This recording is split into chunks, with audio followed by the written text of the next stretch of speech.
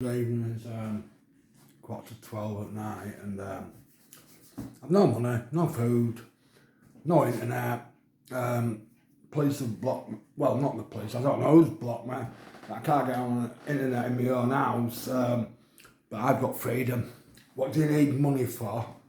What do you need food for when you've got your freedom, which is free to get? You don't have to pay for your freedom. Well, you do, but once you're free from the matrix, you're free, aren't you? I'm free from the matrix.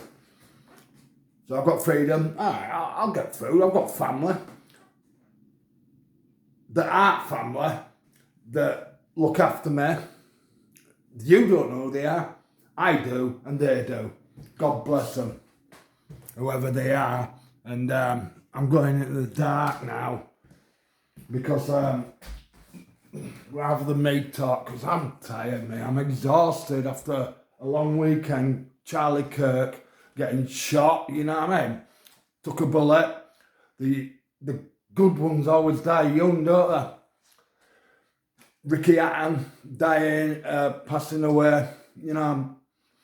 So it's been a long weekend, and the Unite the Kingdom, it's been a long weekend for me. People think I've done fuck all. I'm good at doing nothing without telling anyone I'm doing anything. Anyway, let's play. There was a time when he would have torn himself apart for people without them even whispering their need. He would have run head first into their storms while pretending his own skies were clear. He laughed while choking on his own tears. He made sure everyone else felt safe, even while his own soul was unraveling. He gave and gave and gave until there was nothing left in his hands but empty echoes. And when that day came, when he finally needed someone to lean on, no one showed up. Not a single soul noticed the cracks in his smile. No one heard the quiet in his voice when it used to thunder. No one saw how his eyes had become hollow windows to a heart that was breaking. No one even asked if he was okay. And that's when something shifted. Not an explosion, not some grand announcement, just a quiet door closing deep inside his chest. A soft click, and in that moment, he realized he hadn't been selfless. He had been used, not just by others, but by his own fear of being unwanted. It hit him like cold water. He had trained people how to treat him, by always putting himself last. He remembered the nights he sat by his phone, waiting for a reply that never came. The fake smiles, the heavy strength he wore like armor, the way he made excuses for their silence, while slowly destroying his own self-worth. He remembered how many times he told himself he was too much or not enough, depending on who walked away that week. He remembered apologizing hurt, hiding his pain so they wouldn't feel guilty. And when he finally shattered, it was quiet, because deep down he knew nobody would care enough to listen. But in that silence, he found clarity. He realized he wasn't broken because he was weak. He was broken because he cared too deeply and received so little. And in that mirror, for the first time in years, he didn't see someone unworthy. He saw someone tired, someone loyal, someone exhausted from loving louder than he was ever loved. And that's when he made the most painful choice of his life. He chose himself, not out of arrogance, but out of survival. Not to hurt others, but to finally heal. Not because he stopped loving them, but because he finally started loving himself. He stopped over-explaining his intentions. He stopped chasing conversations that died without him. He stopped pouring into relationships that only drained him. And then, he sat with the loneliness. He didn't run from it, this time. He let it speak. He let it teach him what he truly deserved. He let it burn through him like fire through dead wood, cleansing everything that no longer served him. And it changed him, not into someone bitter, but into someone wiser. Not colder, but clearer. Not heartless, but whole. The world noticed. They whispered that he'd changed. They said he didn't care anymore. They said he wasn't the same. And for once, they were right. He wasn't the same man who used to beg for crumbs of affection. He wasn't the same man who accepted disrespect because he feared being alone. He wasn't the man who needed validation from people who never saw his worth. No, now he walked differently. Not with pride, but with peace. Now he spoke less, but meant every word. Now he trusted slower, but loved deeper. Now he knew that anyone deserving of his presence would never make him feel like a burden in theirs. And when people came back, when they remembered how soft his heart once was, when they missed the version of him that would have set himself on fire to keep them warm, he didn't lash out. He didn't seek revenge. He simply didn't open the door. Because he knew if he did, they would only leave it swinging again. And he had spent too many nights cleaning up the damage from people who never stayed to see the mess they made. He remembered the ache of being forgotten by people he would have died for. But now he wasn't dying for anyone.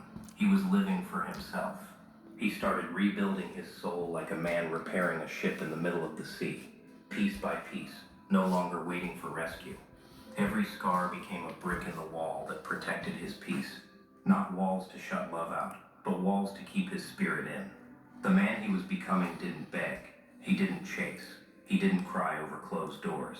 He knocked once, and if there was no answer, he moved on with silence and dignity. The man he was becoming didn't give endless chances to people who had already proven they could take them. He didn't argue to be understood by those who refused to see him. He didn't lose sleep over people who slept peacefully after hurting him.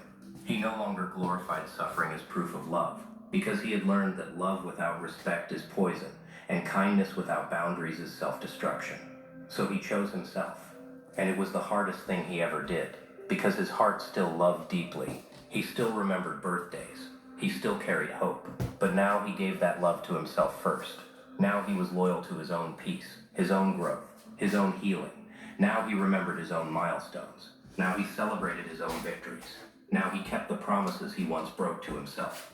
And in that quiet, sacred space where he rebuilt his heart, he found a strength that no applause could give him, and no betrayal could take away. They still speak of him, some with confusion, some with guilt, some with regret.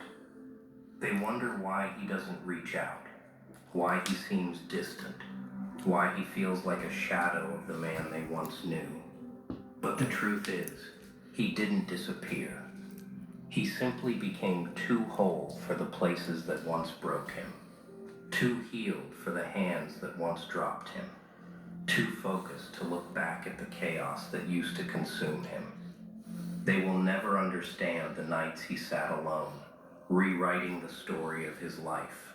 They will never understand the weight of unloved loyalty, or how it nearly broke him to stop giving. They will never see the tears that fell behind locked doors, or the silent breakdowns behind his practiced smile. But he knows, and that is enough, because now when he enters a room, he brings his peace with him, not his wounds. Now when he listens, he doesn't absorb the chaos. Now when he speaks, it's not to prove anything, it's to protect his energy. Now when he loves, it's not to fill a void, but to share an overflow. And if someone walks away, he doesn't chase, he doesn't collapse, he doesn't question his worth. He simply whispers, "Thank you," and lets the door close gently. He is the man who chose himself after giving everything to everyone. He is the man who finally understood that being strong doesn't mean carrying everyone. It means carrying yourself first. He is the man who finally learned that you can love from a distance, forgive without reconnecting, and walk away even while your heart still cares. He is the man who will never again beg to be seen. Yeah. Good night. God bless. I need to get some sleep because I've mastered the art of doing nothing. You know, well, people think I'm doing nothing, but I am doing something. But people can't say what I'm doing, can they? Anyway, ta-ra.